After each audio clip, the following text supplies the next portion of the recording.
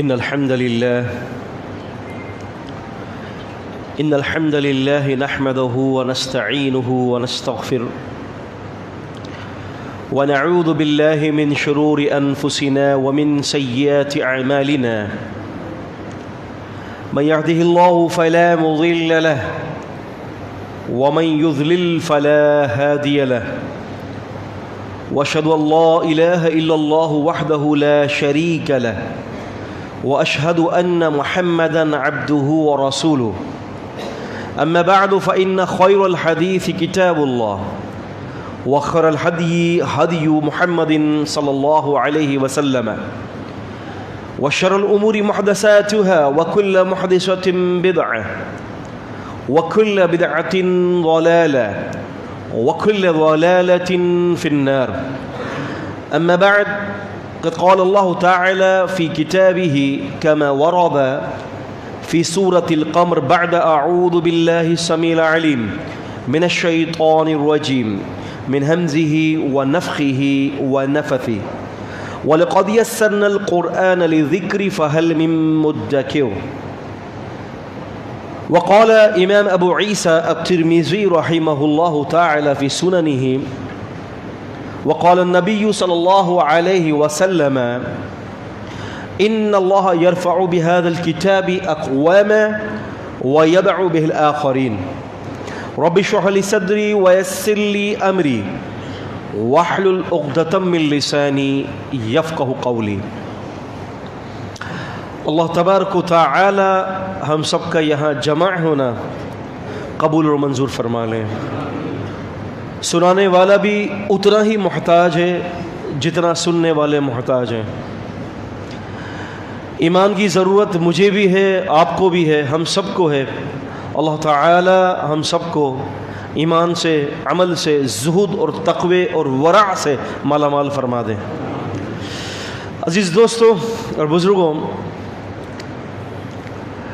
اللہ تعالیٰ نے جتنی بھی مخلوقات بنائی سب کے جو بنیادی جو حقوق ہیں، سب کے جو فنڈامنٹل رائٹس جو ہیں، وہ اللہ تبارک و تعالیٰ نے ایک دوسرے کے اوپر لگا دیے.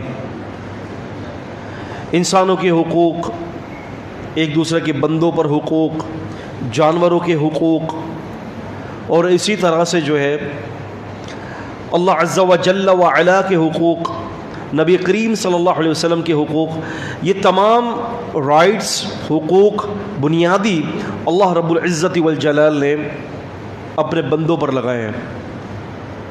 لیکن ہم لوگ بہت سارے ایسے حقوق ہیں، بہت سارے ایسے حق ہیں کہ جو اللہ تبارک و تعالی نے ہمارے ذمے لگائے ہیں، لیکن ہم ان چیزوں کو سمجھتے نہیں ہیں.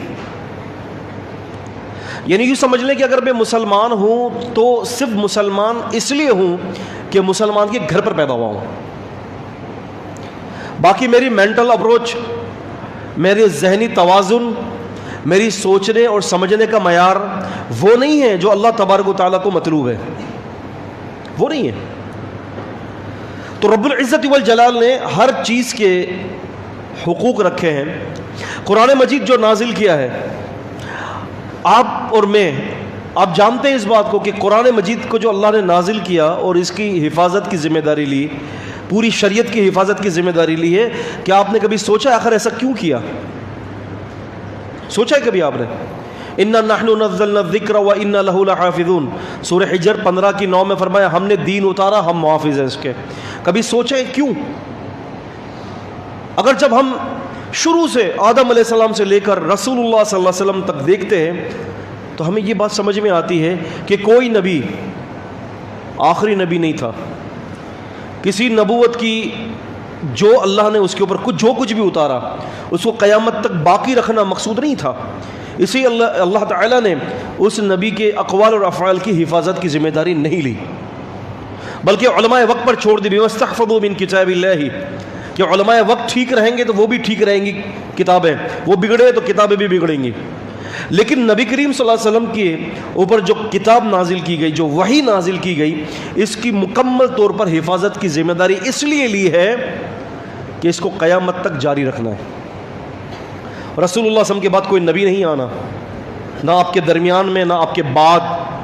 یعنی یہ فائنل ریولیشن ہے، آخری وحی ہے اللہ تبارک و تعالیٰ کی جو رسول اللہ صلی اللہ علیہ وسلم پر اتاری گئی ہے۔ آپ دیکھیں نا، سورہ بقرہ شروع ہوتی ہے، سورہ بقرہ، وہاں پر 3 قسم کے گروہ، سب سے پہلے مسلمانوں کا گروہ، پھر اس کے بعد کافروں کا گروہ، اور ڈیٹیل کے ساتھ منافقین کے گروہ پر تبصرہ کیا گیا ہے، کیونکہ کافروں سے زیادہ سخت جو ہوتا ہے وہ منافق ہوتا ہے، جس کو میں اور آپ جان نہیں سکتے، لیکن وہ اسلام کی جڑیں کھودنے میں مصروف ہوتا ہے۔ تو اسی لیے اس کے لیے باقاعدہ امثال کے ذریعے، مثالوں کے ذریعے وہاں پر اللہ تعالیٰ نے بڑی گہری باتیں کی ہیں، بڑی گہری باتیں کی ہیں۔ لیکن آپ دیکھیں کہ ان باتوں سے پہلے ایمان والوں کا جو تذکرہ تھا، یؤمنون بالغیب، غیب پر ایمان رکھتے ہیں، یؤمنون بما انزل الیک وما انزل من قبلک، جو آپ سے پہلے اترا اس پر بھی یہ ایمان رکھتے ہیں، جو کچھ بھی آپ سے پہلے اترا وہ اس پر ایمان رکھتے ہیں، اور فرمایا کہ جو آپ پر اترا اس پر بھی ایمان رکھتے ہیں۔ اب یہ پتہ چلتا ہے کہ آپ پر اترا، آپ سے پہلے اترا، اور پھر اس کے بعد فوراً فرما دیا گیا وَبِالْآخِرَةِ هُمْ يُوقِنُونَ، یہ لوگ آخرت پر بھی یقین رکھتے ہیں۔ تو پتہ چلتا ہے کہ نبی کے اترنے کے بعد، نبی پر جو وحی اتری ہے اس کے بعد کچھ اور نہیں اترے گا، بلکہ قیامت آ جائے گی۔ اگر اترنا ہوتا تو فرما دیا جاتا کہ یؤمنون بما انزل الیک وما انزل من قبلک وما انزل من بعدک، لیکن بعد کے الفاظ نہیں ہیں، تو اس کا مطلب ہے نبی کے بعد کچھ بھی نہیں اترنا۔ تو اب اللہ تبارک و تعالیٰ نے یہ جو کچھ اتارا ہے، اس کے کچھ بنیادی حقوق، جس کو ہم کہتے ہیں فنڈامنٹل رائٹس، بنیادی حقوق اللہ تبارک و تعالیٰ نے ہمارے اوپر لگائے ہیں، اور اکثر امت ان بنیادی حقوق سے غافل ہے۔ اکثر، میں کوشش کروں گا کوئی علمی بات نہ ہو، عام فہم بات کر کے مدعا سمجھانا ہے۔ عربی کے اندر ایک مقولہ ہے، خیر الکلام قل و دل، بہتر بات وہ ہوتی ہے جو مختصر سے ہو اور جامعات کے ساتھ ہو۔ قرآن مجید اللہ تعالیٰ نے جو نازل کیا ہے، اس کے اللہ تبارک و تعالیٰ نے ہمارے اوپر 5 بنیادی حقوق رکھے ہیں۔ چونکہ وقت بہت مختصر سے ہے، 20-25 منٹ کے اندر صرف سرسری طور پر ہی ہم ذکر کر سکتے ہیں اس کو۔ سورہ قمر کی جو آیت میں نے آپ کے سامنے ذکر کی ہے، 54 سورت نمبر ہے، 4 جگہوں پر ایک ہی آیت کو دہرایا گیا ہے، آیت نمبر 17، آیت نمبر 22، آیت نمبر 32 اور آیت نمبر 40 میں۔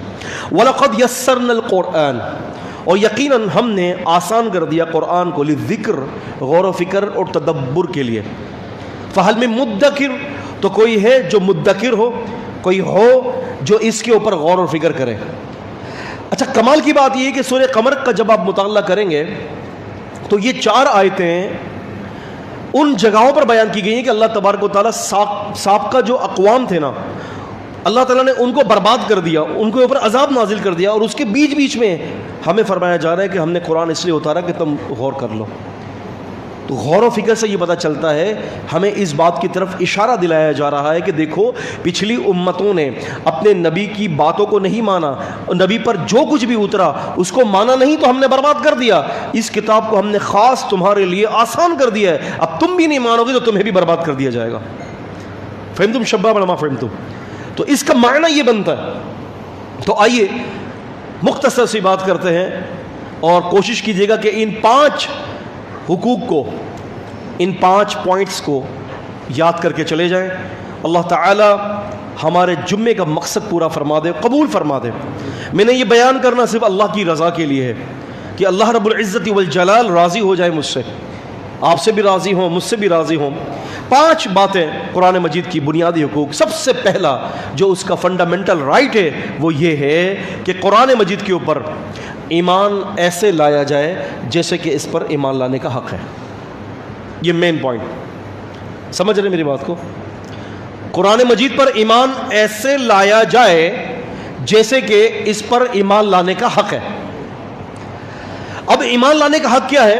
کہ اللہ تبارک و تعالیٰ کی تعلیمات جو اللہ تعالیٰ نے بذریعہ وحی ہمیں بتائیں، ہماری سمجھ میں آئے کہ ہماری سمجھ میں نہ آئے، ایمان کا معیار وہ ہونا چاہیے کہ جو کچھ بھی اللہ نے اتارا وہ حق کے سوا کچھ نہیں ہے۔ آپ کو یاد ہوگا امام مسلم رحمۃ اللہ علیہ نے بھی صحیح مسلم میں ذکر کیا ہے، امام احمد رحمۃ اللہ علیہ نے بھی مسند امام احمد بن حنبل کے اندر ذکر کیا ہے، اور دیگر کتب احادیث کے اندر جو ہے یہ حدیث موجود ہے کہ جب رسول اللہ صلی اللہ علیہ وسلم معراج سے تشریف لائے تو یہ بات ہر جگہ چاروں کونوں پھیل گئی کہ رسول اللہ صلی اللہ علیہ وسلم رات کے کچھ حصے میں آسمانوں کی سیر کر کے تشریف لائے، جنت بھی دیکھی، جہنم بھی دیکھی، اور مکے سے بیت المقدس، مسجد اقصی، اسرائیل گئے بھی اور واپس بھی آ گئے۔ اب تھوڑا سا اس ماحول کے اندر چلے جائیں تو اس ماحول کے اندر ہم سواری کی جو سہولیات دیکھتے ہیں وہ کیا ہے؟ گھوڑا، خچر، اونٹ۔ سمندری جہاز کا تو کوئی تصور بھی نہیں کریں گے ہم۔ اس کی وجہ یہ ہے کہ رسول اللہ صلی اللہ علیہ وسلم نے کبھی زندگی میں سمندر کا سفر تک نہیں کیا۔ لم یثبتوا عن النبی صلی اللہ علیہ وسلم ھذا، یہ بات نبی علیہ السلام سے ثابت نہیں ہے۔ تو یہ 3 سواریاں، اور ان 3 سواریوں میں آپ سمجھ لیں کہ 2600 سے 2700 کلومیٹر مکے سے وہاں جانا اور پھر واپس آنا، ان 3 سواریوں میں آپ ایمانداری سے بتائیے کہ کیا یہ ممکن تھا؟ کیا ممکن ہے آج؟ ایمانداری سے بتائیے، کیا یہ پاسبل ہے کہ کوئی شخص یہاں پر گھوڑے میں بیٹھتا ہے اور گھوڑا دوڑاتا ہے اور رات کے کچھ حصے میں اسرائیل جاتا ہے، وہاں نماز بھی پڑھتا ہے اور سب کچھ کرتا ہے اور سب کچھ دیکھ داکھ کر آ کر واپس اپنے گھر پہ آ جاتا ہے؟ مادی اینک قبول کرے گی اس کو؟ جی، مادی اینک قبول کرے گی کبھی اس کو؟ ابو جہل کی مادی اینک نے قبول نہیں کیا، اس کو ایکسپٹنس نہیں دیا۔ اس نے کیا کیا؟ سیدنا ابو بکر صدیق رضی اللہ تعالی عنہ کو کہا کہ سنا آپ کے ساتھی کیا کہہ رہے ہیں؟ ابو بکر رضی اللہ عنہ نے فرمایا کہ بھئی کیا کہا؟ ابو جہل کہتے ہیں کہ رات کے ایک حصے میں، رات کے کچھ حصے میں گئے، تشریف لے گئے، مسجد اقصی گئے، وہاں سے واپس ہو کر آ گئے۔ ابو بکر رضی اللہ تعالی عنہ کو کہنے لگا کہ ذرا سوچو، عقل سے سوچو، کیا کبھی ایسا ہو سکتا ہے؟ ابو بکر رضی اللہ تعالی عنہ نے ایمان کی حلاوت بتائی، ایمان کا درجہ بتایا، ایمان کا معیار، اس کی کیفیت بتائی۔ ابو بکر رضی اللہ عنہ نے فرمایا میری عقل قبول کرے کہ نہ کرے، بات تو عقل کے اندر آنے والی نہیں ہے، لیکن کب بات عقل میں نہیں آتی عزیزوں؟ جب عقل شریعت کے تابع نہ ہو۔ جب عقل شریعت کے تابع ہوگی تو پھر کیا ہوگا؟ ابو بکر رضی اللہ عنہ نے فرمایا کہ اللہ کی قسم ابو بکر کا ایمان قبول کرتا ہے کہ اگر نبی نے یہ بات کہی تو حق کے سوا کچھ نہیں کہی، خلاص۔ تو ایمان کا جو معیار ہے نا، یہ ہونا چاہیے۔ اللہ کے رسول نے بتا دیا، آپ پوری کتب احادیث پڑھ لیں، آپ صحیفہ حمامی منبی سے اٹھا کر جو ہے، آپ جناب علی ابن حجر کی جو ہے، آپ آخری کی کوئی کتابیں اٹھا لیں حدیث کی، 700 ہجری تک کی جو کتابیں مدون ہوئی ہیں، اب وہ ساری کتابیں اٹھا لیں۔ کسی ایک صحابی نے بھی ان غیبی امور کے حوالے سے رسول اللہ صلی اللہ علیہ وسلم سے یہ نہیں سوال کیا کہ یہ کیسے ہو سکتا ہے اللہ کے وسلم، بلکہ صحابہ یہی سوال کرتے تھے، وہ عمل بتائیے جس سے مجھے اللہ راضی ہو جائے، وہ عمل بتائیے کہ جو میں اللہ سے قریب ہو جاؤں، وہ عمل بتائیے کہ جس سے میرے گناہ معاف ہو جائیں، وہ عمل بتائیے جو جنت میں جانے کے لیے میرے لیے آسان ہو جائے۔ لیکن ایک صحابی تھے رسول صلی اللہ علیہ وسلم کے، امام ابو یعلا الموصلی رحمہ اللہ نے مسند ابی یعلا کے اندر صحیح سند کے ساتھ ذکر کیا، ایک صحابی نبی علیہ السلام کی خدمت میں لگے ہوئے تھے۔ نبی علیہ السلام نے ان سے کہا بطور وحی، اللہ نے وحی نازل کی، نبی صلی اللہ علیہ وسلم نے فرمایا تم مانگو، کیا مانگتے ہو اللہ پاک تمہیں وہ چیز عطا کر دیں گے، تمہارا یہ معاملہ اللہ کو بڑا پسند آیا، تم میری خدمت میں لگے رہتے ہو۔ آج ہم نبی پاک صلی اللہ علیہ وسلم کی ڈائریکٹ خدمت نہیں کر سکتے، لیکن نبی پاک کی حدیث کی خدمت کرنا بھی ایسا ہی ہے جیسے کوئی نبی پاک کی خدمت کرتا ہے صلی اللہ علیہ وسلم۔ اب سب راضی ہو گئے، بتاؤ کیا مانگتے ہو؟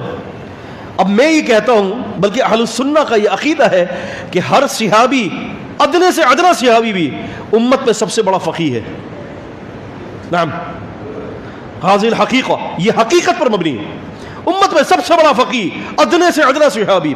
اللہ کی قسم فقہت دیکھیں، کہتے ہیں کہ اللہ کے رسول چاہتا یہ ہوں جنت میں آپ کی خدمت کروں، آپ کا ساتھ چاہیے جنت میں، آپ کی خدمت کروں، کیونکہ نبی کریم صلی اللہ علیہ وسلم کے ساتھ جنت میں ایک ساتھ رہنا یہ تو محال ہے۔ لیکن انہوں نے خدمت کا جو ذکر کر دیا، ادھر بھی میں یہی چاہتا ہوں۔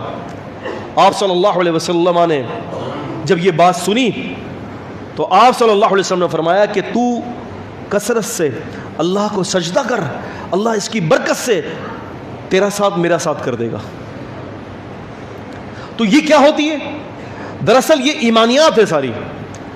تو پہلا قرآن مجید کا جو بنیادی حق ہے وہ یہ ہے کہ قرآن پر ایمان ایسے رکھا جائے جیسے کہ اس پر ایمان رکھنے کا حق ہے۔ ایمان، جو بات آ گئی بس ٹھیک ہے، اللہ نے کہی نا تو بس اللہ اور اس کے رسول نے کہی ہے، اب میرے ذہن کے مطابق مجھے اس کو اپنے ذہن کے مطابق نہیں ڈھالنا، ایون مجھے اپنے ذہن کو اللہ کے دین کے مطابق ڈھال دینا ہے۔ اللہ جانتے ہیں ہر بات سمجھ میں آ جائے گی۔ دوسرا بنیادی حق، اس کی تلاوت ایسے کی جائے جیسے کہ اس کی تلاوت کا حق ہے،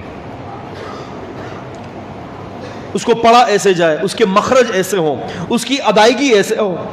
آج ہمارے ہاں جو جس زبان کا ہے کوشش کرتا ہے کہ قرآن مجید کو اس زبان کے لہجے میں ڈھالنے کی کوشش کرتا ہے، لیکن اللہ تبارک و تعالیٰ نے اس کو عربی لہجے میں اتارا ہے، اس کو پکے ٹکسالی قریش کے لہجے میں اتارا ہے، تو کوشش کرنی چاہیے عربی معروف لہجے میں اس کو پڑھا جائے، اس کی ادائیگی کی جائے۔ قرآن مجید سورہ بقرہ سورہ نمبر 2 کی آیت نمبر 131 میں اللہ تعالیٰ فرماتے ہیں الذین آتیناہم الکتاب یتلونہ حق تلاوتہ، ہم نے جن کو کتاب دی وہ اس کتاب کو ایسے پڑھتے ہیں جیسے کہ اس کے پڑھنے کا حق ہے۔ اولئک یؤمنون بہ، یہ وہ لوگ ہیں جو اس پر ایمان لائے، ومن یکفر بہ، اور جو اس کا انکار کر دے فاولئک هم الخاسرون، یہ نقصان میں ہے۔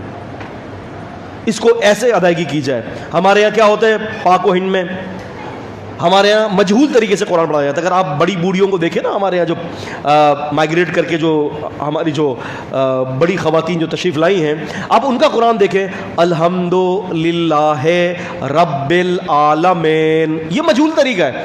یا تو پھر اپنے لہجوں کے اندر، اپنی زبان کے لہجوں کے اندر، اگر کوئی سندھی ہے تو سندھی لہجے میں قرآن پڑھ رہا ہے، تو کوئی پنجابی ہے تو وہ لے لہا کے پڑھ رہا ہے، یعنی آپ یہ سمجھ لیں کہ اس کی جو اصل جو تھی نا ختم۔ قرآن ایسے نہ پڑھا جائے، قرآن کو اس کے اپنے اس زاویے پہ پڑھا جائے کہ جس طرح سے وہ نازل ہوا ہے۔ ان هذا القرآن انزل على 7 احرف فاقرؤوا ما تيسر منه، یہ قرآن 7 لہجوں میں اترا ہے، اس کو ایسے پڑھو جیسے یہ اتارا گیا ہے، جو آسانی سے ہو سکے۔ تو دوسرا بنیادی حق کیا ہے؟ اس کو پڑھا ایسے جائے اور جس طرح سے پڑھنے کا حق ہے۔ ہمارا ٹوٹلی فوکس ہمارے مسلمان بھائیوں کا وہ یہی ہے کہ صرف اس کو پڑھنا آنا چاہیے۔ لڑکے کو چارٹر اکاؤنٹنٹ بنوا دیا، MBBS کروا دیا، انجینئر بنوا دیا، XYZ دنیا کی ڈگریاں لگا دی، لیکن قرآن کی تعلیم کے حوالے سے صرف ناظرہ پڑھا ہوا ہے تو ہم یہ سمجھتے ہیں کہ اس بچے نے قرآن کا حق ادا کر دیا ہے۔ ایسا نہیں ہے۔ یہ قرآن بڑے علوم اور فنون کی جو ہے بہت بڑا دروازہ کھولتا ہے، اور اصل میں یہ کتاب آپ کی آخرت بنانے کی تیاری کے لیے نازل کی گئی ہے۔ تیسرا اس کا جو بنیادی حق ہے وہ کیا ہے؟ اس پر غور ایسے کیا جائے، تدبر ایسے کیا جائے، اس کو سمجھا ایسے جائے جیسے کہ سمجھنے کا حق ہے۔ اس کو اوپر غور کیا جائے، اس پہ تدبر کیا جائے، تفکر کیا جائے۔ آج ہمارے یہاں 8 سال کے اندر بچہ پڑھتا ہے مدرسے کے اندر، 8 سال میں بھی مکمل قرآن تفسیر سے نہیں پڑھتا۔ سیدنا عبداللہ بن عمر رضی اللہ تعالی عنہما کے بارے میں امام مالک رحمہ اللہ اپنی کتاب معطا میں فرماتے ہیں 8 سال کے اندر انہوں نے نبی کریم صلی اللہ علیہ وسلم سے سورہ بقرہ پڑھی تھی۔ کتنے سال میں؟ 8 سال میں۔ ایک آیت لیتے، کہتے ہیں میں سمجھتا، الفاظ درست کرتا، عمل کرتا، پھر دوسری آیت لیتا۔ 8 سال کے اندر عزیزان گرامی۔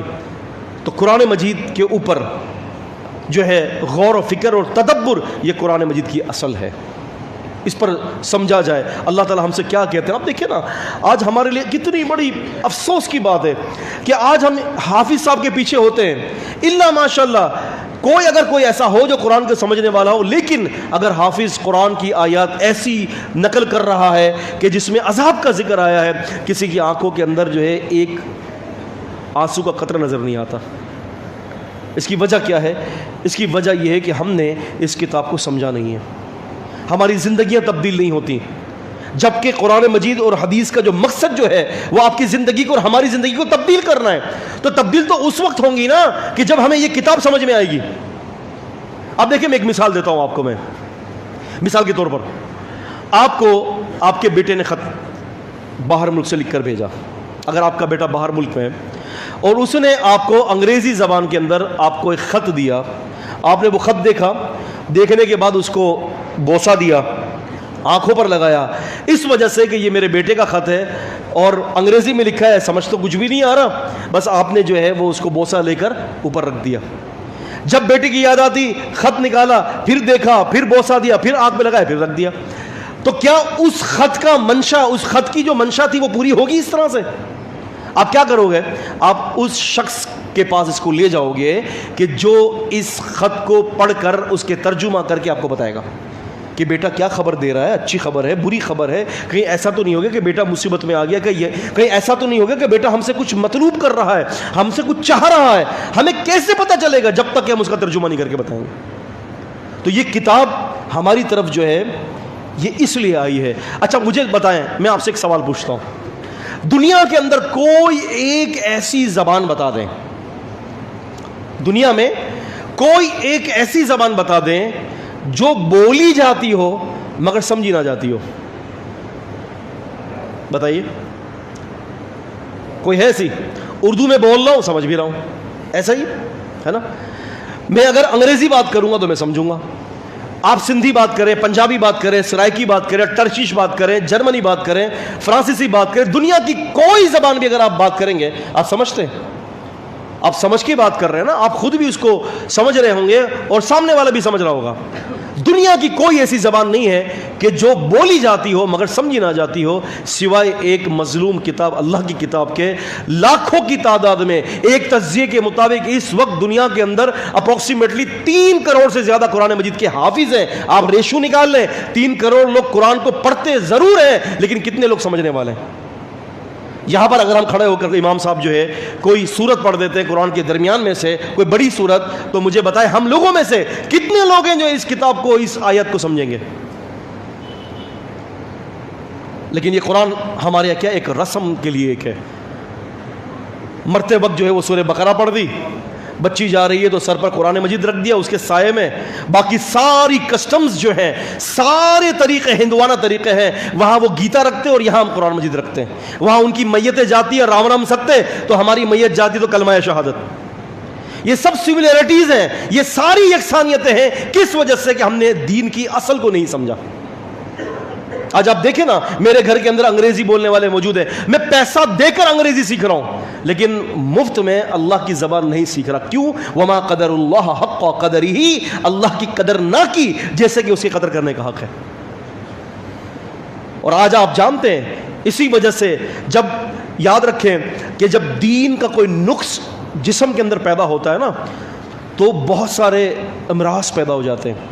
یہی وجہ ہے کہ جب عربی قرآن کی اہمیت اور اسی قدر و قیمت ہمارے دلوں میں نہیں ہے تو اماموں کی اہمیت بھی ہمارے دلوں سے خود بخود چلی گئی. آج میں بھی جانتا ہوں, آپ بھی جانتے ہیں, اماموں کے اور مسجد کے خادموں کی آج ہمارے دلوں میں کیا وقت ہے. جانتے ہیں نا آپ بھی, ہم سب جانتے ہیں کیا وقت ہے. تو دوستوں بات یہ ہے کہ قرآن مجید کا بنیادی حق یہ ہے کہ اس کو سمجھا جائے. اور چوتھا بنیادی حق قرآن مجید کا وہ یہ ہے کہ اس کے اوپر عمل ایسے کیا جائے جیسے کہ عمل کرنے کا حق ہے. اس کے اوپر امپلیمنٹ کیا جائے, عمل کیا جائے. کیسے؟ جیسے کہ عمل کرنے کا حق ہے. اب یہ ذرا تھوڑی سی ایک اور الگ تفصیل ہے کہ ہم قرآن مجید پر عمل کیسے کریں. قرآن مجید پر عمل کیسے کریں؟ کیا ہر آدمی قرآن اٹھائے, پڑھے اور عمل شروع کر دے؟ ہاں ایسا ہے, لیکن اس کو تھوڑا سا یہاں غور یہ کرنا ہے کہ قرآن مجید کے ساتھ ساتھ وہ رسول اللہ صلی اللہ علیہ وسلم کے فرامین پڑھے اور قرآن مجید کو اللہ کے نبی صلی اللہ علیہ وسلم کی حدیث کی روشنی میں عمل کرے. سمجھ رہے؟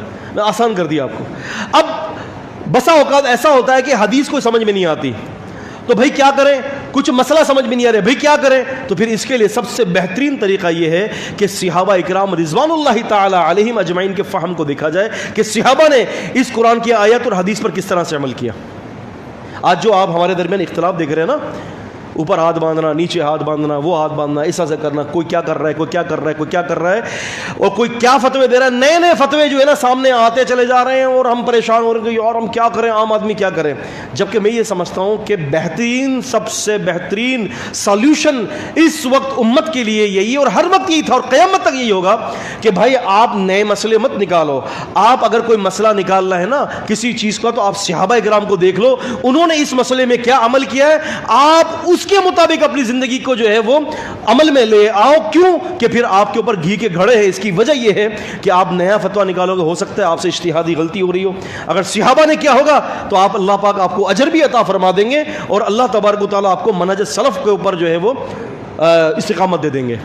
تو یہ اس کا سب سے بہترین طریقہ ہے کہ اس کے اوپر عمل کیا جائے. صحابہ اکرام عمل کرتے تھے, نبی کریم صلی اللہ علیہ وسلم کے پاس جاتے تھے. اللہ کے رسول ذرا بتائیے گا, یہ آیت اتری ہے, یہ آیت سمجھ میں نہیں آ رہی. مثال کے طور پر ایک چھوٹی سی آیت سورۃ الانعام کی, اللہ تعالیٰ فرماتے ہیں الذین آمنوا ولم یلبسوا ایمانہم بظلم اولئک لہم الامن وہم مہتدون. سورہ انعام سورہ 6 آیت نمبر 82. فرمایا کہ جو لوگ ایمان لائے اور انہوں نے اپنے ایمان میں ظلم کو نہیں ملایا, ان کے لیے امن ہے اور یہ ہدایت پر ہے. صحیح بخاری کتاب الایمان چیپٹر نمبر 2 حدیث نمبر 32 اور جلد نمبر 1. صحابہ اکرام نبی کریم صلی اللہ علیہ وسلم کے پاس آتے ہیں اور کہتے ہیں کہ اے اللہ کے رسول صلی اللہ علیہ وسلم, ہم میں سے ایسا کون ہے جس نے اپنے نفس کے اوپر ظلم نہ کیا ہو؟ ہر کوئی ظلم کرتا ہے, اور قرآن کہہ رہا ہے کہ جس نے اپنے نفس پر ظلم نہ کیا ان کے لیے امن ہے. اب یہ آیت سمجھ میں نہیں آ رہی. اللہ کے رسول آپ عمل کے حوالے سے ہمیں یہ سمجھا دیں. آپ نے فرمایا کہ میرے صحابہ, یہ وہ ظلم نہیں ہے جو تم سمجھ رہے ہو, یہ تو وہ ظلم ہے جو لقمان نے اپنے بیٹے سے وصیت کی تھی, یا بنی لا تشرک باللہ ان شرک لظلم عظیم. بیٹے شرک مت کرنا, شرک ظلم عظیم ہے. نبی پاک صلی اللہ علیہ وسلم فرماتے ہیں کہ اس آیت میں ظلم سے مراد شرک ہے. اب دیکھا آپ نے عملی صورت کتنی آسان کر دی گئی. تو قرآن مجید کے اوپر عمل کرنا یہ اس کا چوتھا حق ہے. آج ہم دعوت کے ذریعے کوشش کرتے ہیں کہ لوگوں کو, غیر مسلم لوگوں کو ہم اسلام کی طرف لائیں, لیکن اللہ جانتے ہیں کہ قرون اولیٰ کے اندر صحابہ اکرام رضوان اللہ تعالی علیہم اجمعین کو ان کو اتنی دعوت نہیں دینی پڑتی تھی, ان کے عمل سے ہی لوگ اسلام کی طرف آ جاتے تھے. میں آپ کو واقعہ سنانا چاہتا ہوں, 5 منٹ ہیں. امام احمد رحمۃ اللہ علیہ نے ایک صحابہ کا بڑا عجیب واقعہ نقل کیا, مسند احمد کے اندر ہے. ایک صحابی تھے, وہ نبی کریم صلی اللہ علیہ وسلم کے ساتھ نماز پڑھتے مع الجماع, جماعت کے ساتھ, اور فوراً فرض پڑھ کے جو ہے نا اپنے گھر چلے جاتے. اللہ کے رسول دیکھتے ہیں 1-2 دن گزر گئے, 3-4 دن گزر گئے. آپ نے ان کو کہا, آپ نے روکا ان کو, آپ نے فرمایا کہ میں تمہیں دیکھتا ہوں کہ تم نماز پڑھ کے جو ہے نا سلام پھیرتے ہی چلے جاتے ہو. اس سے پتہ چلا کہ سلام پھیرتے ہی نکلنا مسجد چھوڑ کر یہ نبی پاک صلی اللہ علیہ وسلم کو اچھا من نہیں لگتا تھا. اور آج ہم آتے بھی ماشاءاللہ اتنے لیٹ ہیں کہ دیکھیں ہمارے دوستوں کو کھڑا ہونا پڑا ہوا ہے اور جاتے بڑی جلدی ہیں. تو یہ ہمارا فارمیلٹی پوری کرنی ہے ہم لوگوں کو. تو صحابہ اکرام رضوان اللہ تعالی علیہم اجمعین جو ہے وہ بہت دیر تک بیٹھا کرتے تھے مسجد کے اندر. میں اس کی بھی باتیں آپ کو بہت کچھ بتا سکتا ہوں. اب وہ صحابی فوراً چلے جاتے ہیں. نبی صلی اللہ علیہ وسلم نے ایک دفعہ روک لیا. آپ نے فرمایا کہ تمہیں کچھ اللہ تعالیٰ سے کچھ لینا دینا نہیں ہے کیا ہے؟ وقت تم نماز پڑھ کے فوراً چلے جاتے ہو, کچھ مقصد ذکر اذکار دعائیں کچھ نہیں. صحابی نے کہا اللہ کے رسول صلی اللہ علیہ وسلم. اب دیکھیں امپلیمنٹ کا معاملہ دیکھیں, عمل کا معاملہ دیکھیں. جب عمل کا معاملہ قوی ہوتا ہے تو آپ کو دعوت دینے کی ضرورت نہیں پڑے گی, آپ کے عمل بھی ایک زبردست قسم کی دعوت ہے. جی وہ فرماتے ہیں کہ اللہ کے وسلم, میرا پڑوسی ایک یہودی گھرانے کا ہے. میرا پڑوسی ایک یہودی گھرانہ رہتا ہے وہاں پر. اچھا, اس کے میرے پڑوسی کے گھر کے صحن میں جو ہے وہ درخت اگا ہوا ہے, اور اس کے درخت کی جو شاخیں ہیں اور جو اس کا جو پھل جو ہے وہ میرے گھر کے اندر آ رہا ہے, میرے صحن میں آ رہا ہے. میں اللہ کے رسول صبح صبح نماز پڑھتے فوراً چلا جاتا ہوں, اس لیے کہ میرے جو بچے ہیں نا وہ چھوٹے بچے ہیں, مجھے ڈر لگتا ہے کہ وہ پھل کھا کر منہ میں نہ ڈال لیں, کیونکہ وہ ہمارے لیے جائز نہیں ہے, وہ ہمارا نہیں ہے. میں جاتا ہوں سارا پھل سمیٹ کر اپنے پڑوسی بھائی کے جو صحن میں ڈال دیتا ہوں. اللہ کے رسول صلی اللہ علیہ وسلم بس یہ فکر ہوتی ہے. اور ایک دفعہ میرے بچے نے کھا لیا تھا, میں نے اس کو حرام کھلانے سے بچانے کے لیے اس کے حلق میں ڈال کر میں نے وہ چیز نکال لی. اللہ کے رسول یہ وجہ ہے. یہاں پر ابو بکر رضی اللہ تعالیٰ عنہ موجود تھے, سارا ماجرا سنا, ساری گفتگو سنی. پھر اللہ کے رسول نے ان کے اوپر کوئی بھی تنبیہ نہیں کی. ابو بکر فوراً جاتے ہیں اور اس یہودی سے کہتے ہیں کہ بھائی یہ جو درخت ہے نا تم مجھے بیچ دے. کیا کہا؟ یہ درخت تم مجھے بیچ دو. یہودی نے بیچ دیا اور اس مسلمان کو دے دیا کہ اب جو بھی پھل گرے تم کھاؤ، اب یہ درخت تمہارا ہے، اب احتیاط تم کر رہے تھے، اب اس کو کرنے کی ضرورت ہے اگر اس کے دل میں ایمان ہوگا۔ یہ سارا واقعہ اس یہودی کو کسی کے ذریعے پتہ چل گیا کہ یہ اتنی احتیاط کرنے والے لوگ ہیں، حلال طیبہ جو ہے پاکیزہ، اتنی پاکیزگی والے لوگ ہیں کہ ان کے عمل کے اندر دین جو ہے وہ داخل ہے۔ یہودی نے دیکھ کر حیرانیت کا اظہار کیا کہ یا اللہ اتنے زیادہ متقی لوگ، اتنے اسلام پر عمل کرنے والے۔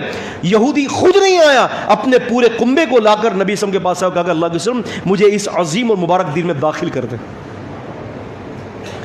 عمل ایسے کیا جائے جیسے کہ عمل کا حق ہے، دعوت نہیں دی، صرف عمل کے ذریعے جو ہے وہ مسلمان ہوا۔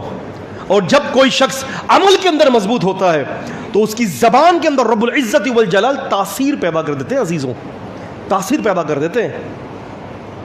اور پانچواں اور آخری بنیادی حق یہ ہے، اس کی تبلیغ ایسے کی جائے جیسے کہ اس کی تبلیغ کا حق ہے، چاہے وہ عیسائی ہو، چاہے وہ ہندو ہو، چاہے وہ رافضی ہو، چاہے وہ قادیانی ہو، کوئی بھی ہو، آپ نے سب کو دین اسلام کی دعوت دینی ہے۔ یہ اس کا بنیادی حق ہے۔ اللہ تعالیٰ مجھے اور آپ کو قرآن حدیث کا فہم دے، سمجھنے کی توفیق عطا فرمائے۔ اقول قولی ھذا استغفر اللہ لی ولکم ولسائر المسلمین۔